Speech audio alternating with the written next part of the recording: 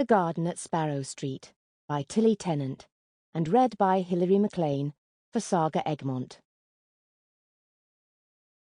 Chapter 1. It was early November.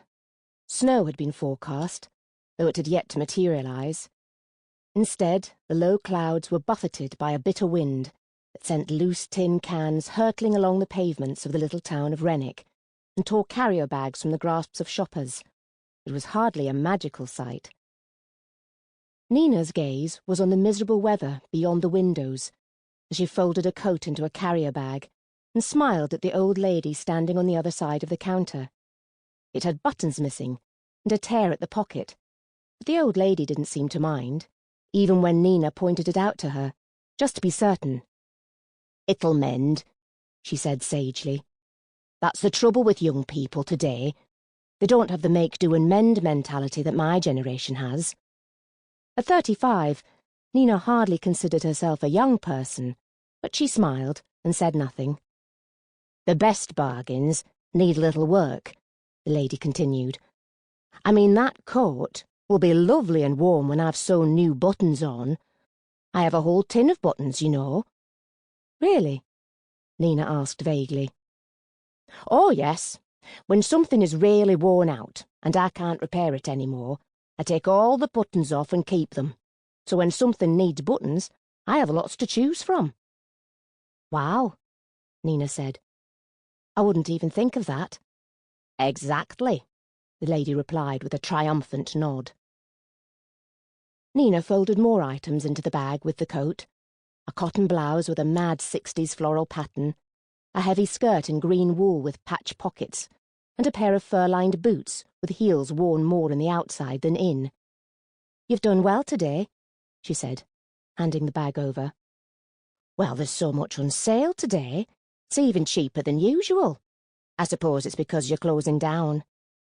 "Yes," Nina said. "What's coming in its place?" "A restaurant chain wants to buy the building, as far as I know." "So it won't be a charity shop anymore?" "I doubt it." "Oh, where will I shop now?" "There are lots of others in Wrenwick." "Not like this one," the lady said. "This one's the best." "Well, it's a shame more people don't think that, and then maybe we wouldn't be closing." "Where will you be going when the shop closes?" the lady asked, dropping the change Nina had just given her into a purse. "I have no idea." Nina forced a smile. She was as unhappy about the shop closing as a customer was, though she was trying to maintain a cheery welcome for everyone, even today when she felt like crying. "I expect there'll be other volunteering opportunities in Wrenwick." "I expect so," the lady agreed with another sage nod. "Then again," she continued, "perhaps you'll be able to get a proper job, eh?" Nina's smile faltered, but she pushed it back across her face again. She was used to people thinking that the only reason she worked in the Sacred Heart hospice shop was that she couldn't get anything else, so why let the latest in a long line of thoughtless comments bother her? "Good luck, anyway," the old lady added cheerfully. She waddled out of the shop, letting the door slam behind her with a violent slap of the old bell. "Proper job?" Robin's voice came from the back room behind the till. Nina turned to find her with 2 mugs of tea. She offered one. "Daft old trout," she said as Nina took the cup from her.